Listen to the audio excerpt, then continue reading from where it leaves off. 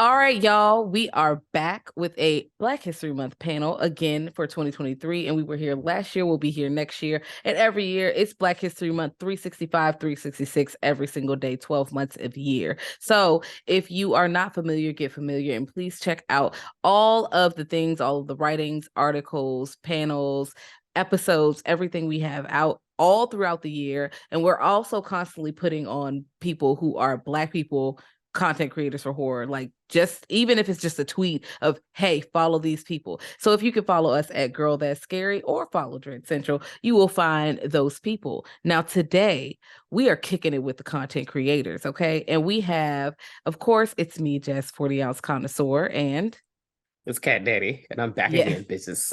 That's the, and we have Brother Ghoulish, Sharai Bohannon, and we have Erika and Roshane from Homies of Horror, and we're here to chop it up about all kinds of horror that came out in this past year, talking about some of the tropes, putting on other people we have seen in the community. So your eyes, yes, your eyes can get on those people. So you can follow all of the people on the call. And at the end, we will let you know where to find them. What would you like to see come in fruition for 2023?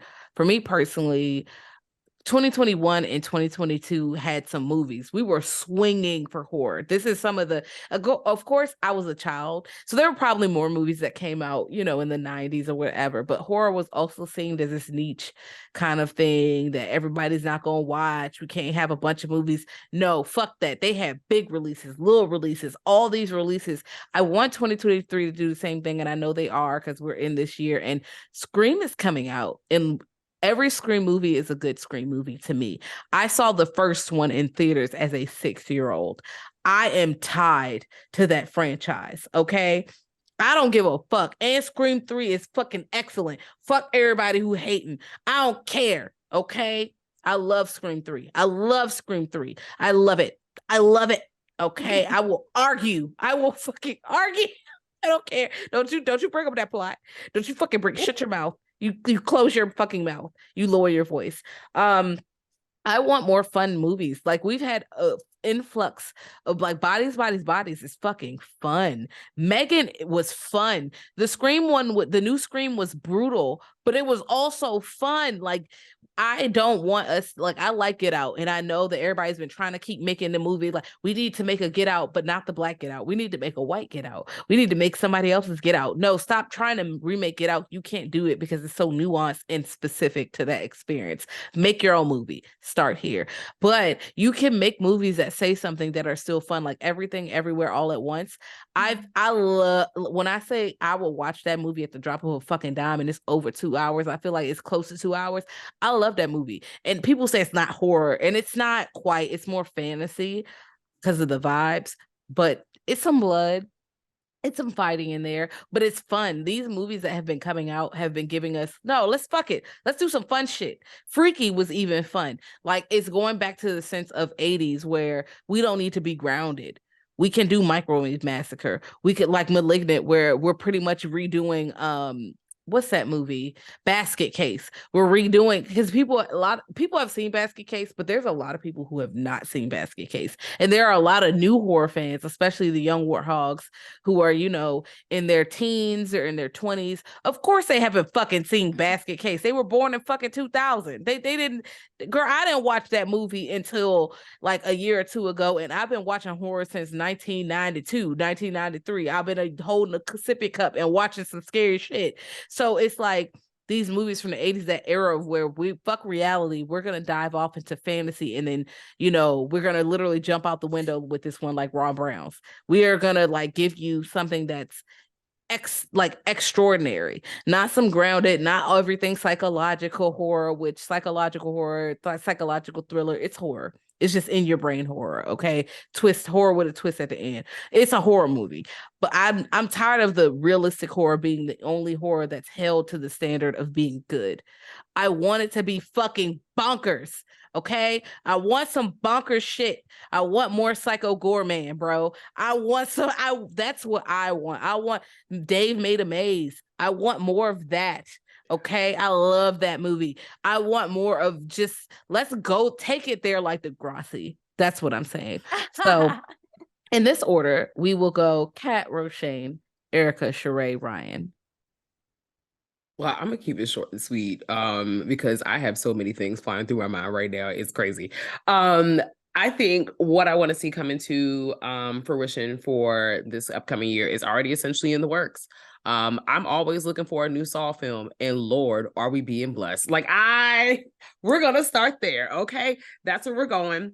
I'm excited. I'm with you. I'm excited to see, or looking to see more fun horror films. I like that we're getting back into the blood, guts, and ass. I always ride into it. And, with upcoming projects coming out, like the season 2 of Yellow Jackets, and like Erika mentioned previously, the cannibalism, baby. Cannibalism is coming back, and cannibalism fucks me up. So I am looking forward to all the upcoming projects that are going to be thrown at us, all the random ones we don't know about, all the ones that we're kind of like following on our own individual planes. I'm excited. And what I'm also excited to come into fruition, which is already happening, seeing everyone kind of seeing their faves make a comeback, and people doing new takes on it, like whatever your favorite subgenre is, that's always exciting to me. Like there's lots of different options. There are a lot of new, fresh ideas, I'm going to use fresh loosely, that are popping up.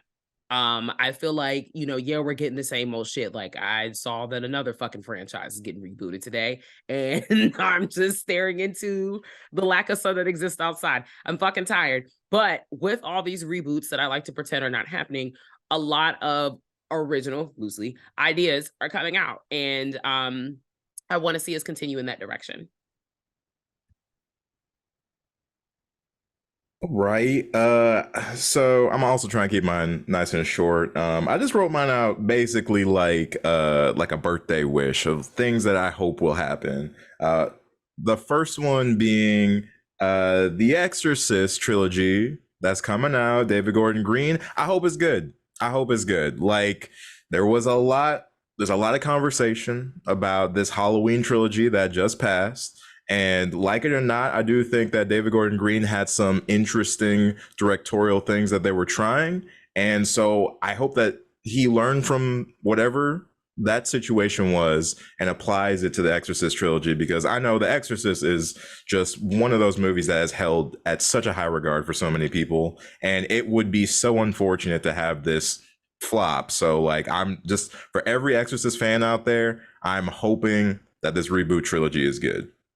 My second one, and Kat, you're gonna hate me for this one, is I hope that this Saw is the last Saw movie that comes out. That is my hope and wish.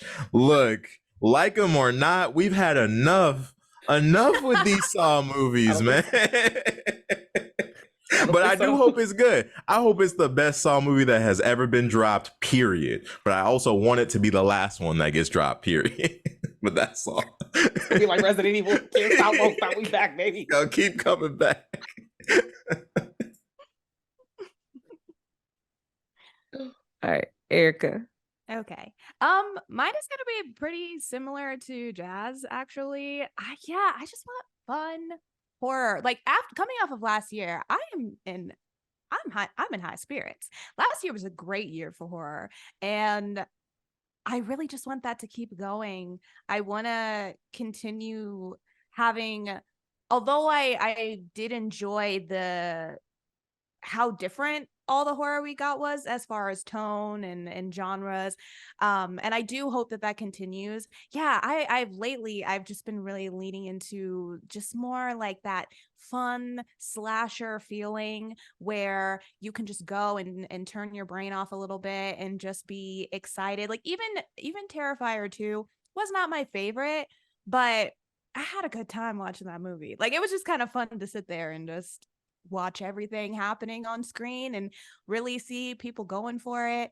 And I want to see more of that next year. I just want to have a good time, and I want to have a lot of movies that come out that are willing to try stuff. And even if it's not successful, I do appreciate seeing like that push of horror coming out and being fed, and for the most part last year, like I was not disappointed with everything I got. Even things that I was like, that was weird, I still enjoyed them. I still appreciated them. Now that being said, I do want to see more nuanced takes on if you're going to be covering topics and trying to break down barriers, or if you're trying to put a spotlight on communities that don't always get represented in horror. Pump the brake. I just want them to pump the brakes and not make it so in your face, because it doesn't have to be that way. It's like, if people get it and they live that truth, and you just throw in little tidbits that they'll understand, like, that is really all I'm asking for. I don't need it to be so apparent and so obvious, because I still want a movie that I enjoy, and that has more substance to it than just, it's a movie about Black people, so that's all the movie is. It's like, but where's the story? And that's all I want. Like, just give me a good story, and have that be just the heartbeat throughout, but don't have that be the whole thing. Like, I just nuance, fun, and yeah, just I feel like if we keep going down the path we're going down, I will be just as happy in 2023 as I was in 2022. Excellent. Sharai. To piggyback that, I also want people who make movies to understand intersectionality is a real thing, because we keep getting movies where it's like, the one thing that's trending, we're covering that, and everybody else is getting fucked over, and you're just like, hi, you are stepping into other tropes and problems because you are like, we have a deaf lead. Yes, she's white. Okay. Not to call that movie out specifically, but like, I remember watching that movie and being like, okay. And then like the few brown people were, of course, cops who died trying to save her. And I'm like, we've seen this how many times? This is not the way. I also miss being scared, and I'm not one of those like incel gatekeepers who are like, scary movies must be scary, but I miss being scared. We don't get that often, which is why we're like, Smile's not that girl, but also at least she tried.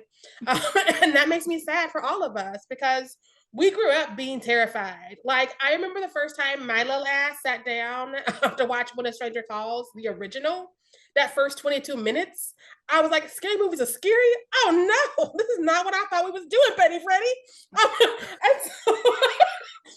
And I miss that feeling. That's what gets me excited. And that's why whenever I hit play on something, I'm rooting for it, even though I know already we're not doing scares anymore. We're talking about trauma. Trauma is the new thing. We got to be like, this thing is haunting her because this car wreck is earlier in the movie, and then also her mama slapped her, and now she's Pearl. And I'm like, I don't care. I don't care. I want, I want kills. I want thrills. I want chills. But yeah, those are my big things that I am needing, and I don't know if part of getting that is stepping away from these franchises, because we love to keep beating these franchises to death. I feel like after the first 10 movies, we've done all we can there, though.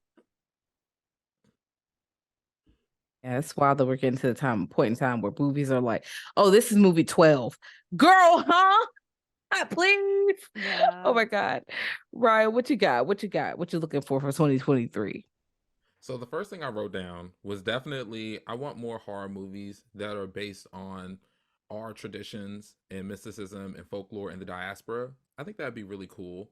You think about kind of like how His House came out, and it was reflecting on like a different source pool of folklore for a horror movie, and it didn't try too hard, just in being that it had a signature fingerprint for it. It was dope. The other thing I wrote down was a queer horror movie set in the ballroom scene, and hire these folks specifically: Billy Porter, MJ Rodriguez, and Coco Kane. Because I think that one of the things that really left a mark on me when Pose came out and when Legendary came out is that so many of these talents, they don't really get an opportunity to really get involved in the industry like this. And then when they got close enough to Ryan Murphy, I was praying that that would mean that they would translate over into some horror projects that are also based in some of these same arenas, because that would be so fun. Like, being a part of the ballroom scene in DC growing up and going to like certain like voguing events and stuff, it's electric, it's fun, it's dynamic, and it's nothing new for people who have been through it, but I don't see a lot of it in horror. And for my own personal interest, I would love to see that, specifically if it was something like I don't know, like a werewolf movie where MJ Rodriguez and Billy Porter during the day, they're like activists and they work with like the LGBTQ youth, but then at the end of the night they peeling about that and they got the and they're killing vampires and werewolves. I want something like that. So I don't know if it'll happen, but maybe it'd be nice. No, you actually gave them all of it, so make sure you get your coins. Yeah, I support that. I would love to see. I would pay top dollar Sure to would. see, even if it was a slasher. Because it's easy, it's competition. It's easy to set up a situation where somebody is going to cut the competition literally. I would be here for it. Please Okay, sign when you me said up. cut the competition, I saw Leonie Cut. like do like a cut move and then Cut. spin and drop in my head. Guess where I'm going after this? YouTube. Yes, gonna go look at old Ooh, Leonie videos. My favorite thing to get do. back. Yes. I'm sorry. That's when I Ms. first Rahi Archives. Let's go. back when I found the J. Pendarvis of my life when I was a young warthog. Bitch, I don't like you, bitch. Sorry. Now I will destroy. Bring her to me. I love that song. That was on my Yes. MySpace for a long time. I need y'all to know. So question 5, what are some tropes and stereotypes that are still like haunting horror in this year of 2022, 2023? I know y'all are watching this of 2023 and we're recording this, but we're talking about recent. So the past couple of years, shit that is still popping up, like for me specifically, why we still got black sidekicks, like Friend. or you got the one black character who's dying in a movie, or y'all got the idea where you made a character that was not black and you decided, let's make it diverse by just placing the black character in this character that we did not write as a black person, because you cannot just mismatch them. You need they have to have purpose. Like I did enjoy Texas Chainsaw Massacre, the new one, 2022. And I did enjoy the OG. The new one, the story has a lot of problems, but a lot of the problems come from the fact that you have a black man going to Texas. Point one. Why the fuck would he go into Texas and buy property when they got sundown towns? Niggas not going to Texas where there's sundown towns right there to buy property and gentrify the motherfucker. Like that don't even make no fucking sense. Like why did you do that? And then to have them killed off and not even make it, and there's pretty much no other black people in the movie. Like, you still doing this? You still doing this in this year, girl? Like, come on, girl. That's stinky. I don't like that. It smells. It stinks in here, Mel. I fucking hate it. We could just really not do that anymore. Like, if you're going to if you're going to make an all white movie, most of the movies are all white. Just make it all white if you've written your characters as all white. Don't be like, let's make it diverse and just slap a character of color in here in a place that you've written a white character in a white community where they grew up with a white upbringing and not creating the nuance of that character. We can see it. You might not be able to see it, but when me and my homegirl sit down and be like, why would they do that? Why her wig look like that? Why would she make that choice? That don't even seem like a choice that somebody who grew up here, and here, had this kind of mama would do this. This seems shaky as hell. Who wrote this? And then when you look at the writer's room, they all look like what? Palm colored. That is not, you can't keep doing that. You can't keep doing that. It's very obvious, okay? The girls can see it. We can clock you, okay? All right. Now, in this way, we're going to go Ryan, Sharai, Erika, Roshane, and Kat. Okay, so for me, the first bullet point I wrote down was everything in Good Madam.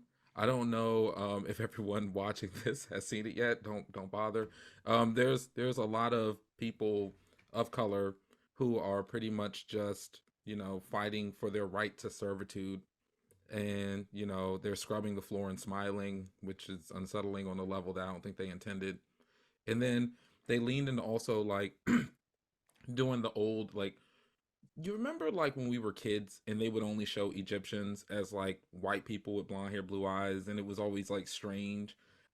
They kept that alive in this, essentially. A lot of Egypt lore, perpetuated by whiteness. I don't know, it's strange. I felt like if you're going to release a movie with us in it, go watch that and then just don't do anything in that movie.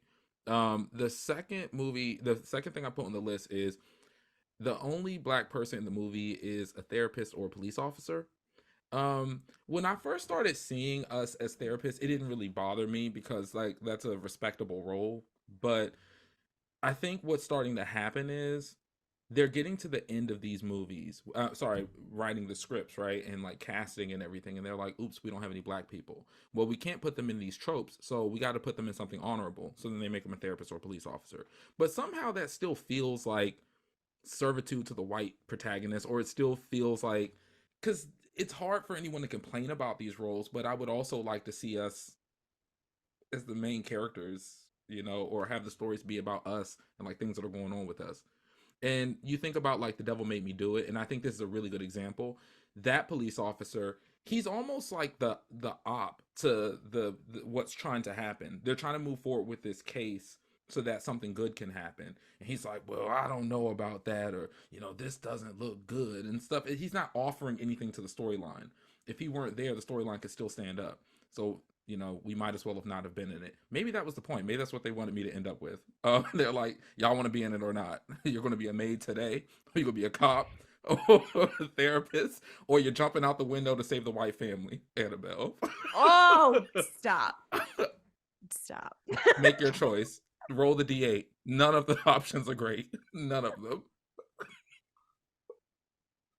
I will never forgive. I will never forgive Never. Annabelle. Ever. I think about that almost once a day. Listen. I mean, it's just disrespectful at this point. I still can't believe that. I wish Really? y'all really cast Alfre Woodard, who's like the star of this movie, because nobody else has a resume that even tries. And y'all were like, she gonna go off the balcony. For whom? For why? For them? Mediocrity? For like, them? like, you wasted her time. You wasted her time. The way they panned back to that window and she's standing there holding Annabelle. What? Girl, get down. Oh my God. It's just ridiculous. I wanted to call James Wan immediately and be like, your friends are playing in my face. I need you all to calm it down. This is not the way. Like, I was confused when they went to the window. Like, I was very confused. I'm like, wait, this is a joke, right? Like, I was like, is this a dream sequence? This is what I thought. I said, this better be another dream sequence. And then she fell. And then the way they look down, they're like, oh, well, thank God we survived. Listen,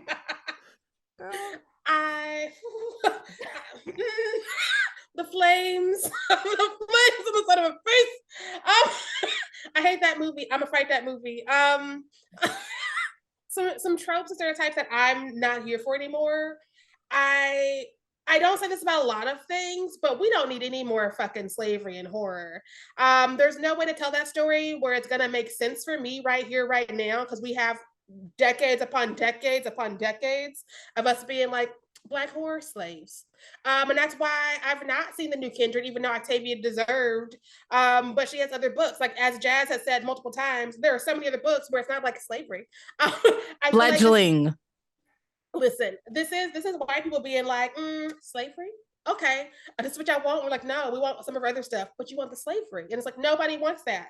Another movie I have not seen from last year is Alice. I love Keke Palmer, and we all got to pay rent, but I'm not going to watch her play any kind of slave, whether or not she's a slave in a revenge story or not. Because again, I don't need this. I feel like if we really want to get into slavery, we have these movies. These movies have been around until as old as time. Like, we've covered it. We said all we need to say, and now you've got people out here being racist for racist sake. And that also dips into, I'm tired of like racial trauma. I've never seen them. I found out they have a second season, and I laid back down for a half a day because why? What else can you do to us? I don't need it in my spirit. And it just serves to like make white people feel comfortable. And they're like, I'm watching Black art. Have you seen it? And I'm like, no, it's not talking to me about it. And it's like, well, my wife likes it and she's Black. Well, your wife married you. She's made choices. Why are you in my DMs? Why are you in my timeline? I don't know you. Sir, this is a Wendy's. Why are you doing this to me? Those are my thoughts. Erika. Okay. Kind of going along with the, Black sidekick, Black best friend, Black confidant, whatever.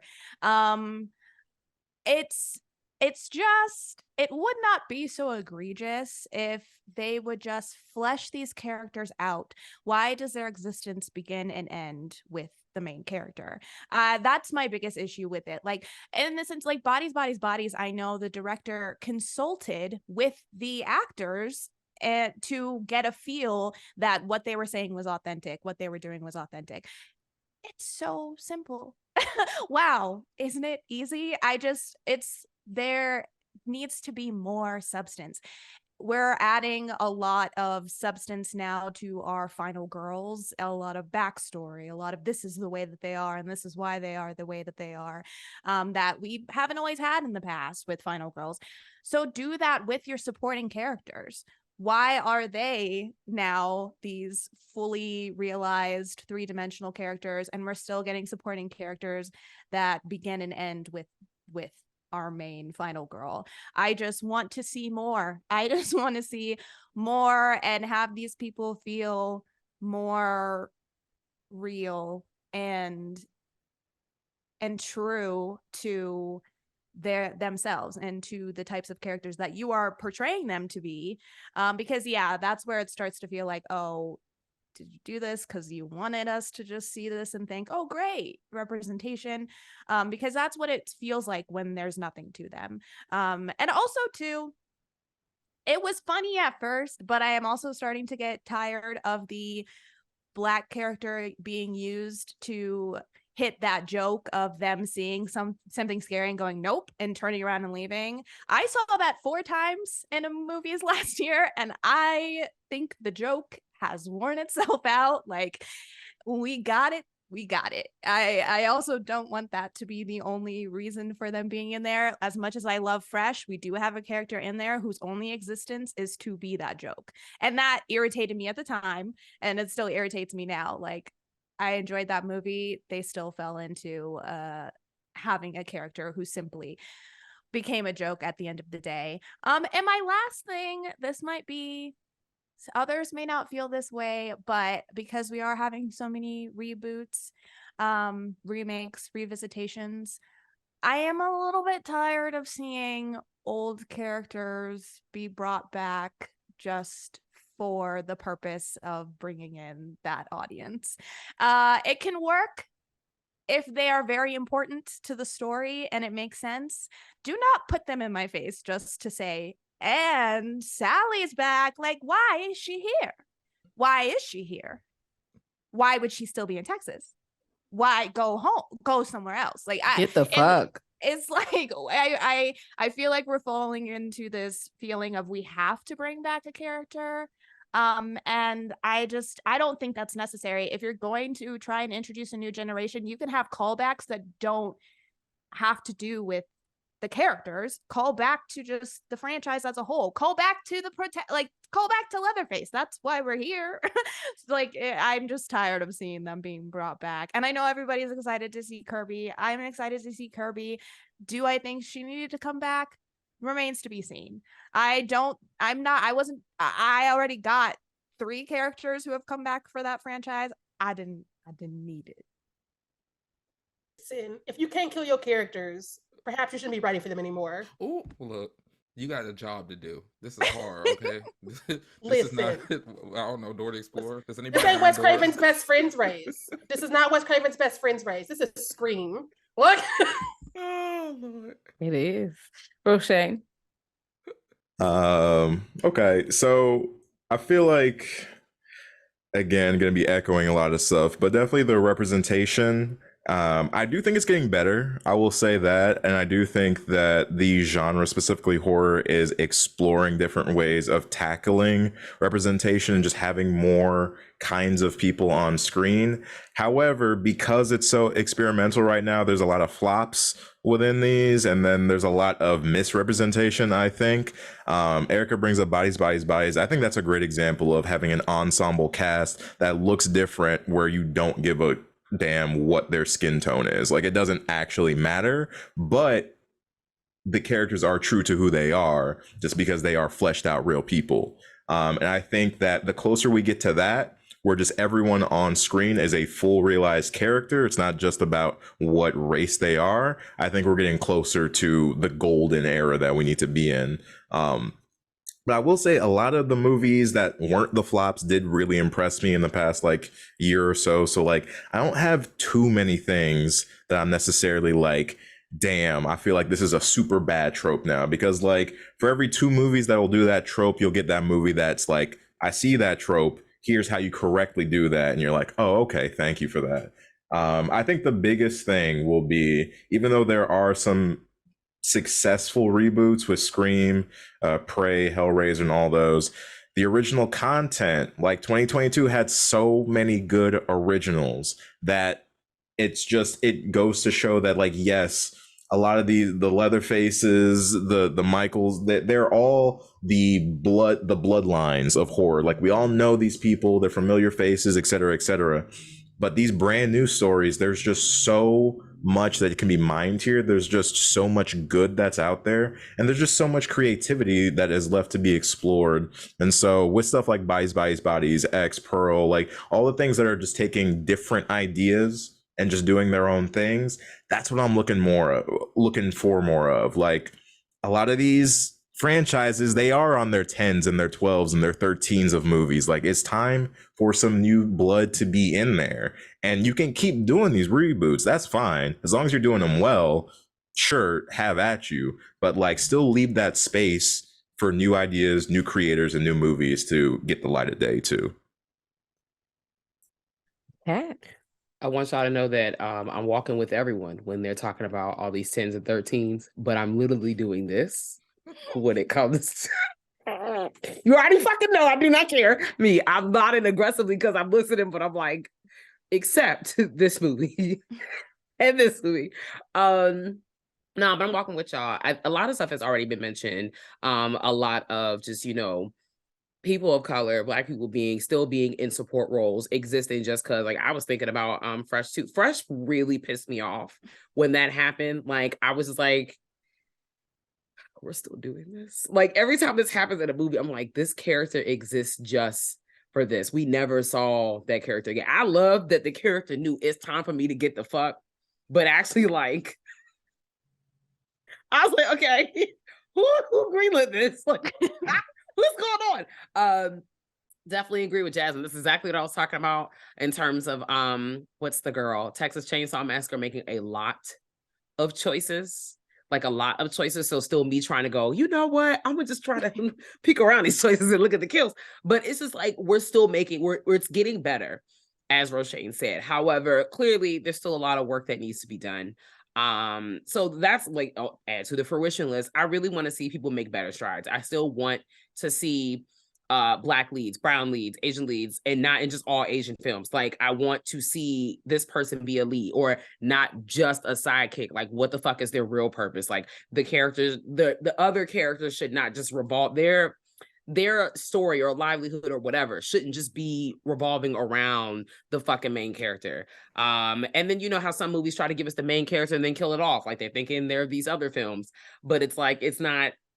I fell when I tried to hit my landing. Like, I just fell and stumbled over a little bit, and then I popped up and put my hand up, but my wig fell off. Like, that's really how I'll be feeling in these movies. And then it doesn't help that some of these movies really be like damn near 2 hours, and I'll be trying to figure out why am I still, and not because I get it, because we all know how this, right? You know how we like all like have a project and we're like, all right, cool, like I could just do this one thing. And then you know how sometimes the teacher tells us, or maybe we could take a step back and realize, like, do you have to put the top hat on the animal? My answer is always yes, but do you have to do it? Like, can we take this off? Maybe they can have 2 less jackets. Like, maybe we could do that.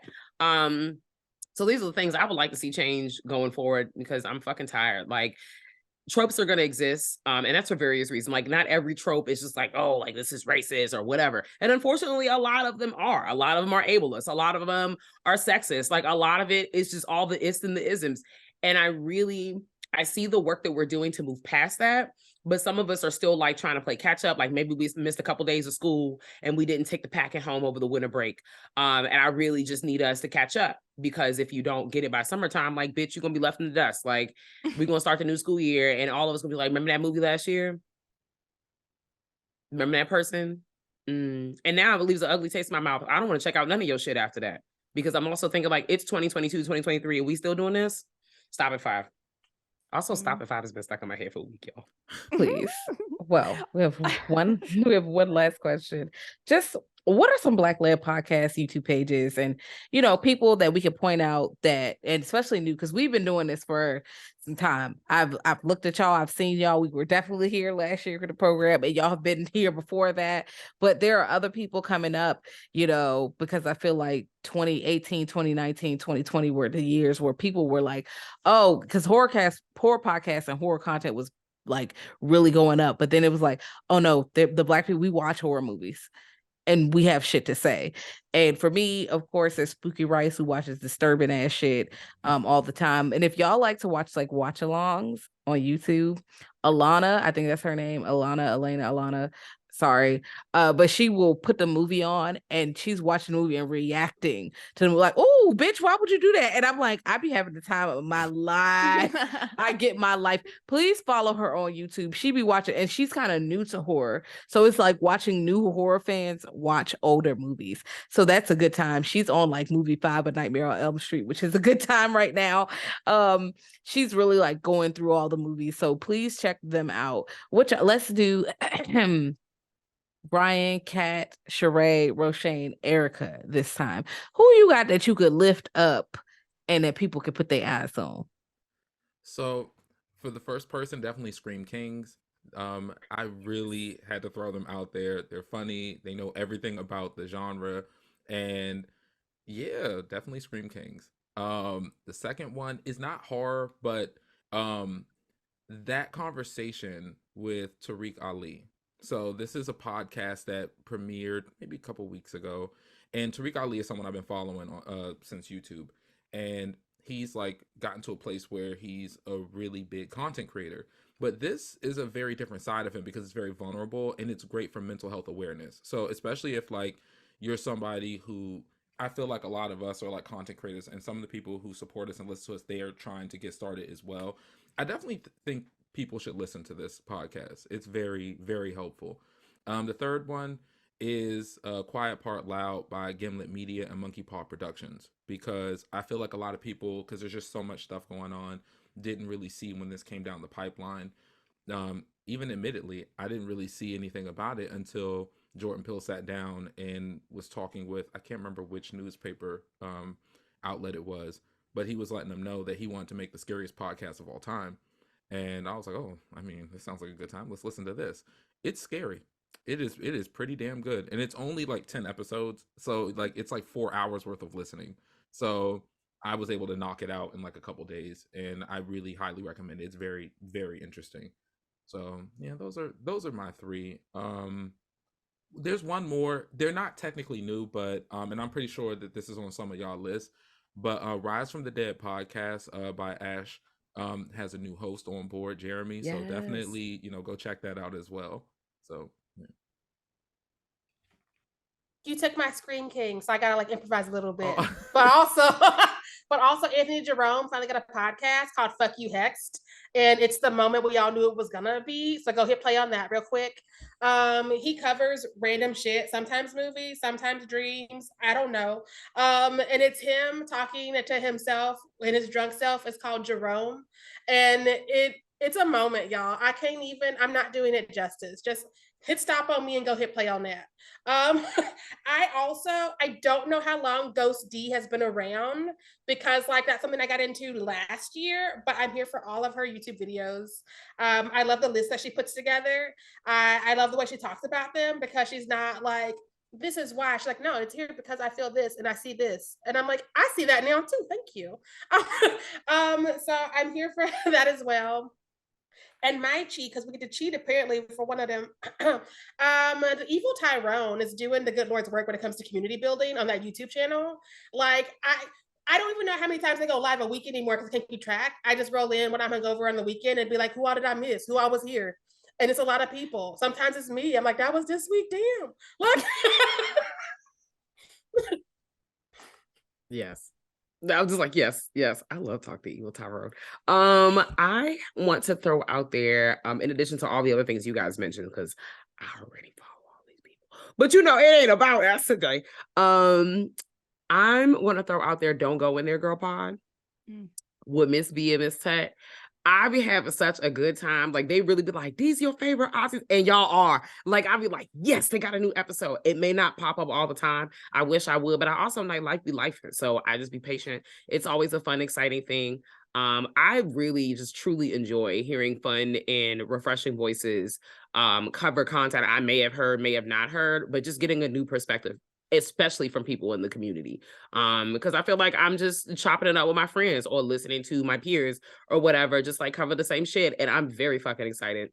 I'm in an Instagram page I found over the hot, like it just popped up on the hot, like I think it was like Halloween, I don't know, but it's Sia Boutique at CEO Boutique, SIYO and Boutique. They do, I am a human who likes a lot of stationery and random novelty things and knickknacks, as we could clearly see. So that is a fun page. They had a lot of fun stuff that was like spooky Halloween related, but they also do other fun things and cute stuff. So SIYO Boutique on Instagram.com. Apparently they're based in the Merlin area. So just check them out. All right. You said Sio Boutique. All right. You said Sio, I said CO. You know I can't read. We just gonna work it out. Not me really. I wasn't playing. Thank you. Well, a couple of mine got stole, not gonna lie, but I recently got onto the Evil Tyrone, like very, very recently, and I'm loving everything I see over there. Again, the community building, top notch. Of course, have to shout out Rise from the Dead just because Germs is like a longtime homie for us. And so, and Ash, of course, has been killing it on that pod, but having another voice on there has really, I think, expanded what was already good. And so, like, I'm enjoying to see where this will go into the future. It's not really podcast, and this one's a little bit cheating, but one of the people in here, Ryan, has been murdering it on the TikTok game. I have been peeping them. And as somebody who struggles with TikTok, even just as a horror creator, seeing you kind of like paved the way, I think, for a lot of people in terms of just like the quality of content that you're producing on there is definitely a sight to be seen. So oh my god. Period. Books. Something's going on in Morton County. Oh my god. And published author as well. So if you have not expanded past just the podcast, check all of Ryan's other work as well. Wow, thank you. Erika. Okay. So first I'm gonna shout out Afro Horror. They do a monthly podcast as well. However, I really, really love their Instagram page because they put me on to some movies that I had not heard of or hadn't seen or what have you. And I have to say, it's hard to keep up on social media and like post consistently. I'm very impressed by how consistently they post, and yeah, I just always get excited to see what they're posting about, what they're saying. And then for podcasts, I have 3. I have The People Under the Scares, and then I have Scary Crit podcast, and then I also have D180. I love all of these podcasts. They're so fun. I just have such a good time listening to them. I love their perspectives. I love the movies that they cover. And anytime I'm in like a mood where I'm like, oh, I just want to listen to something and like while I'm doing this or that and just have a good time, I always put them on. And then my last shout out is Welcome to the Dark Side is going to be my last shout out. Selena is a video creator, so there's YouTube videos where she does like reviews and breakdowns that are very consistent as well, like very consistent uploads. But also same thing. I just love her Instagram as well. Very consistent on uploading there. So yeah, those are my shout outs. Excellent. We're going to close out with one would you rather. I think I'm going to go for the would you rather go through the haunted house and haunt, or go to Hell House LLC's first night haunt? What would you rather do? Would you rather go through? Because I'm like, ooh, these are two different beasts, and they both seem quite unsafe. For me, I'm thinking Haunt for the simple fact that it's humans and not demons. And they gonna tell me not to bring my phone, but bitch, I'm gonna bring my phone anyway. Bitch, I'm lying. Like, I'm definitely gonna say it's in the car when it's under my bra. Like, I'm coming in there with the phone, and I probably got a taser, so I might be able to, shake them up a little bit. But that's all I got. Hell House, I don't know. But a lot of people did make it out on the first night. A lot of people died, but a lot of people made it out. I don't know. Okay, so that's what I was gonna say. Like, I was gonna say, I've been thinking about this, and Haunt. Haunt was a fucking movie. Okay, both of these were movies. But if you could be in the back of the line at Hell House when you hear all the screams, like, oh shit, you can make it back to the car because them people in the front, rest in peace, Joey. It's not it, baby. They was a little too close to that base. I'm not going to the Abaddon. That's pretty much it. But I do want to go. Real quick, I just want to piggyback on that because that's how I feel about Hell House right now, and I would go with that just because I know myself, and I would not be at the front of that line, and I would be towards the back. And when shit hit the fan, you best believe I'm gonna be the first person out that bitch. Now, do I want to deal with demons? Absolutely not. Absolutely not. But you know what? If the demon don't see me, if the demon don't realize I'm there, I ain't got no problem. See, the humans, they watch me walk in. They probably got a little counter making sure everybody don't leave. Them demons, they just snatching people who's ever closest. So I'm gonna take my chances with Hell House. Definitely, absolutely. Go to this Haunt because, like, I don't mind fighting people. I do that all the time, anyways. But I'm not gonna be out here fighting demons. Like, not in this economy. I paid to get in there to have Satan in my ass. No, no. I'm also gonna go. I'd rather go through Hell House. My thing about Haunt is I don't appreciate that it's like, oh, it's you and 5 of your friends, and then you're in there, and it's like they know you're in there. And I also don't appreciate all those little tricks and shit they got going on in there where they're like, oh, now you have razor blades in your hands. No, like that's the stuff where I would just have me slowing me down. I'd be upset about that. I'd be upset about crawling through stuff. I just feel like they'd just be cutting me up. With Hell House LLC, I like that there's more people, which could be worse because then you're like fighting people to get out. But I do feel like because there's more people, I think it's the same thing. I think I could maybe slip my way out potentially. And yeah, a lot of people were able to make it out. Also, I would hope that my death would be a little bit quicker. If I didn't get out in Hell House LLC, I would hope that they just be like, cut it, and then I'd be dead. Whereas in Haunt, I feel like they'd be playing with me. I don't like that. Yeah, for me, I would choose Hell House LLC, but the only reason why is with Haunt, they make you fill out those little waivers. I don't know what it is, but that's how he was able to find her. Spoiler alert, find her, in the aftermath. And I'm such a goodie too that even if I was surrounded by the girls who like, don't put your information on there, I'm like, it might be for something. So then I'd be the only person who would get flambéed while the credits are rolling, and that's not fair. And then on top of that, despite the fact like I'm a heavier person, I'm built like Betty Spaghetti. So if they come for me, I'm not going to be able to get them off of me. It's going to be an issue. So I would take my chance at I don't remember what the name of that haunted ass place was, but hopefully I can turn it around like Letty in Lovecraft Country. So y'all gonna go on the base and I'll be holding hands with the spirits and shit because we need a resolution. Like I'm not about to be fighting y'all right now.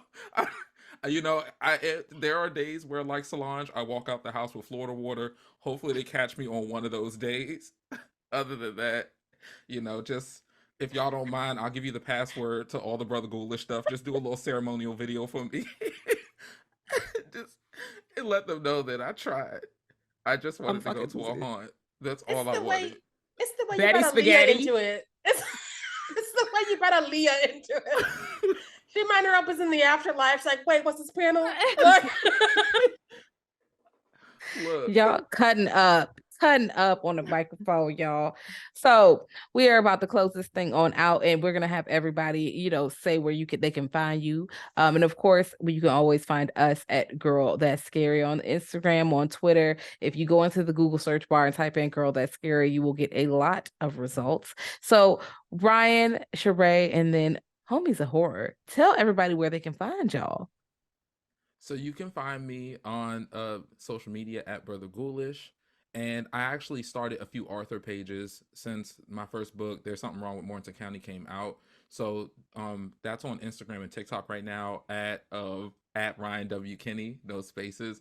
And right now I'm just first of all, y'all, I'm showing like a lot of love to other writers and stuff that inspire me. So obviously I've already talked about like Octavia Butler on there, Junji Ito, and it's opened up a lot of discourse where people are suggesting stuff to me. So it's been cool. And as I start to like do more things with writing, I want to like put it over there. So you can find me, like I said, at Brother Ghoulish on those and at Ryan W. Kinney on the others. Oh, and sorry, and at Bloody Massacre, because yeah, Sheray's not whooping my ass after this. Look, I love it there. We're gonna need another resolution. No. Once again, Leah, like, what's going on? Leah, like, can I not fucking do this? You can find me at Miss Sharai on Instagram and Twitter. There's 3 S's in there because I'm extra. I have 4 podcasts, 2 of which are with Ryan. So like, I just follow Ryan around all day and it's fine. But we got that Bloody Massacre at Bloody Massacre. I'm also in the Alter Tapes with Ryan, Kat, and Jazz. There's like 12 of us and all of us are hilarious. You're welcome. And that's an Anatomy of a Scream Pod Squad. I also started another podcast there called Hey You, for those of us who like watching Joe Goldberg get to know good. That'll be dropping by the time this is out. And also like my original horror podcast, A Nightmare on Fear Street, just started our 6th season and we are still drunk and full of shenanigans. So you can find at least one you might want to listen to if you go look at my stuff. Like, that's math. Okay, and then me and Roshane, we are Homies of Horror, and we are on all social media, Instagram, Twitter, Facebook. We're on there, but you know how it is. We're also on TikTok now, which is new, but yeah, we're navigating we TikTok. we trying. We learning. So we're on there now too. If you guys want to follow us on there, we drop new episodes every single Monday. And we also stream on Twitch every single Monday night. So if you guys want to come and see us play some scary games, drink some drinks, hang out with the homies, we're always on there. And then we also have a Discord too. So if you guys wanted to find us in there, then the link for that is in all of our social media bios. Excellent. Okay, we're gonna close this thing on out. Again, it's Dread Central. It's Girl That's Scary, and we love to do this every February. We celebrate Black History Month, and we celebrate it all year round. So don't act stank, because we be doing this all year round. Don't act like, oh, we picked 28 days to pander. That's not what we're doing. And also look at my arms. I'm not pandering to my self-love. Like, relax. Because people be trying to act real. Don't do that. Okay. Also say it to my face, at me. Anyway, we are here.